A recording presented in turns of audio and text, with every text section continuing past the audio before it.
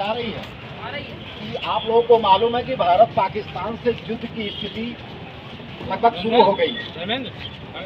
इस स्थिति में कब कहाँ बम्बार्डमेंट हो जाए, कब कहाँ पे जहरीली गैस छोड़ दिए जाए, और जैसे आप मोबाइल चलाते मोबाइल तो एक आपदा आएगी। आपदा का मतलब जो एक समाज विशेष उसमें परेशान हो जाएगा, तो उसमें आप कैसे बचेंगे, आपको क्या करना चाहिए।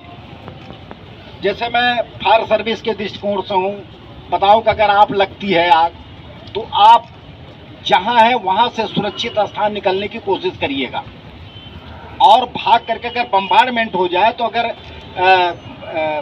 बंकर हो या बेसमेंट हो, कहीं वहाँ छिपने की सुरक्षित जगह कोशिश करिएगा।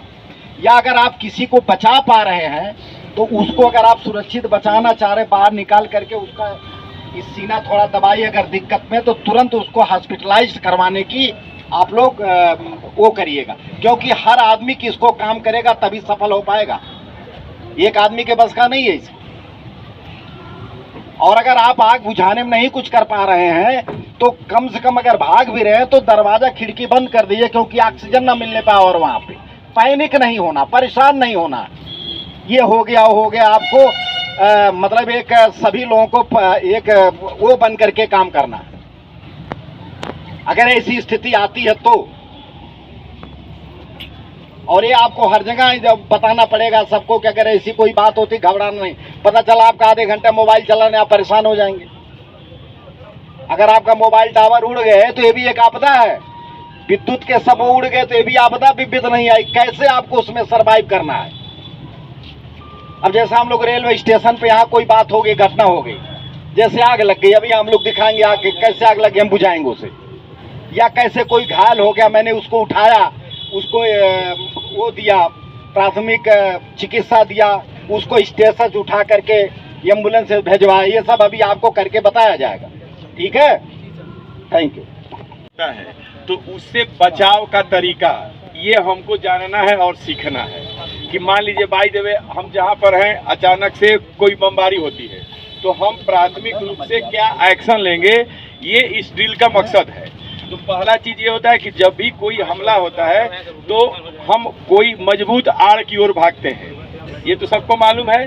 कोई मजबूत आड़ नहीं मिलता तत्काल हम लेटेंगे इसलिए कि जब बम गिरता है तो छर्रा कम से कम 2 से 2.5 फुट ऊपर वार करता है, हम 2 फीट के नीचे में हैं तो छर्रा हमको नहीं लगेगी। जैसे कोई हैंड ग्रेनेड फेंक दिया तो जब हैंड ग्रेनेड नीचे गिरता है आप उसके बगल में भी लेट जाएंगे थोड़ी दूरी पर, तो उसका चोट का असर आप पर नहीं पड़ेगा, क्योंकि 2 से 2.5 फीट के बाद वो उसके छर्रे निकलते हैं। तो ये सीखना और बताना मकसद हमारा है। अचानक मान लीजिए कहीं कोई बम गिरा, आग लग गई, तो अगर आग लगी तो उस समय तत्कालिक रूप से अगर एम्बुलेंस फायर वाली गाड़ी है तो खबर करेंगे, आएगी, नहीं है तो आपके द्वारा क्या बचाव किया जाएगा। अचानक जो हमारे अगल बगल पानी है उस पर डालेंगे, कहीं अगर किसी व्यक्ति पर आग लगा हुआ है तो कंबल बोरा जो भी रहेगा उससे हम ढक करके उसको बचाने की चेष्टा करेंगे। तो हमारा मकसद इस अभ्यास का मकसद यही है कि जब भी कोई आपदा आए तो कैसे हम सुरक्षित रहें और दूसरे को भी सुरक्षित करें। हम अगर मान लीजिए सेफ हो गए, बमबार्डिंग हो गया, मान लीजिए कोई बुजुर्ग हैं उनको चोट लग गई, तो अब आप इंतजार करिए कि हम किसी को बुलाएं, कोई आए नहीं।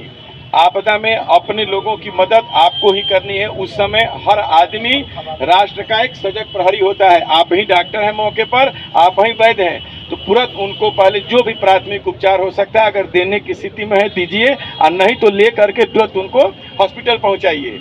ये होता है हमारा एक ड्रिल का पर्पस कि आप क्या करना है उसमें जाने, और सबसे पहला उद्देश्य हम बचे कैसे।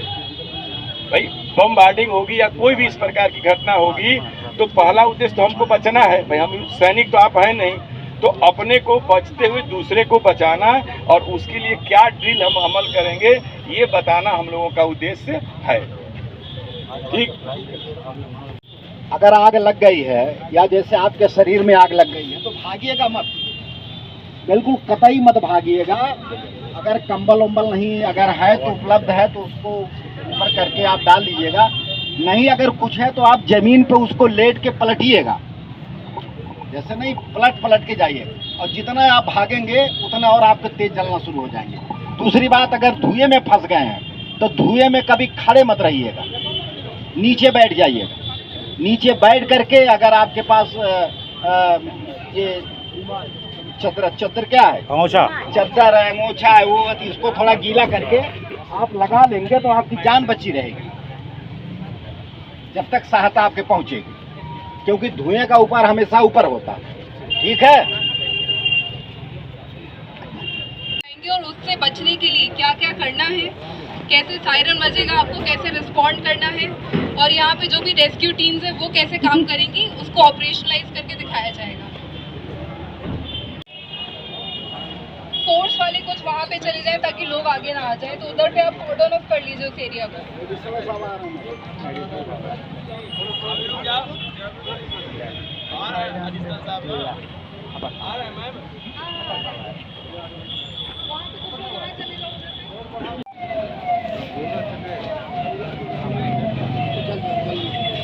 देखो मुन्ना, देखो मुन्ना, देखो मुन्ना को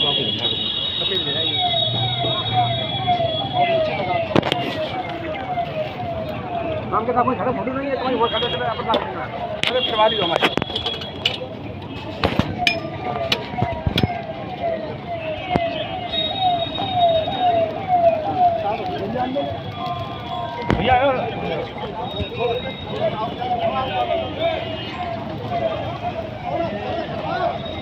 पानी आएगा दूर तक हट जाओ और समझ गए।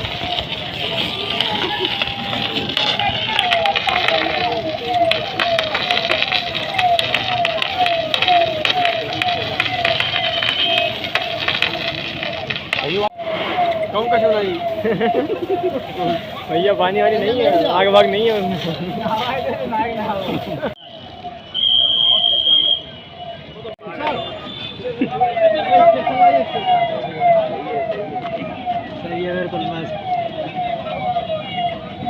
अभी यह आदमी घायल हो गया है और धुएं में चेक करने के लिए इस इक्विपमेंट का यूज किया जाता है।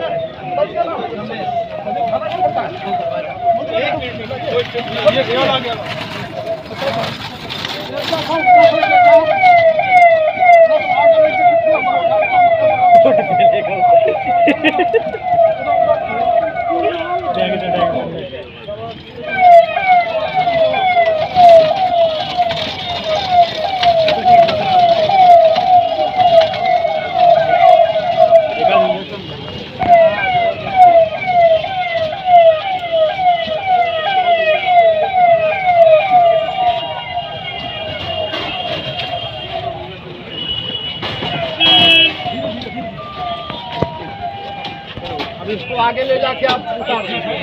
ठीक है, सही है।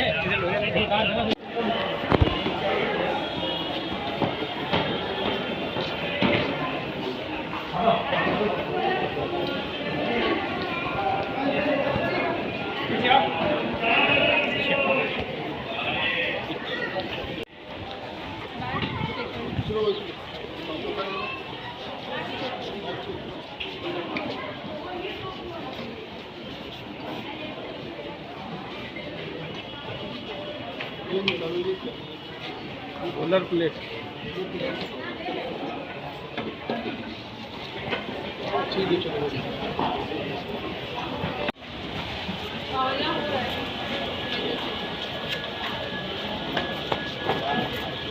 अच्छा, आप ही हो कि नहीं कराते हैं?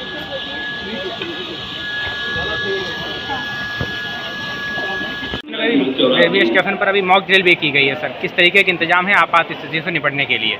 इस मॉक ड्रिल में civil administration, police, fire service, ambulance, doctors की टीम सबको इन्वॉल्व करके एक मॉक ड्रिल कराई गई है ताकि आगे आने वाले में हम लोग सचेत रहें और जो इसमें कमियां पाई जाएंगी उसको हम आगे सुधार करके फिर अच्छा से करें।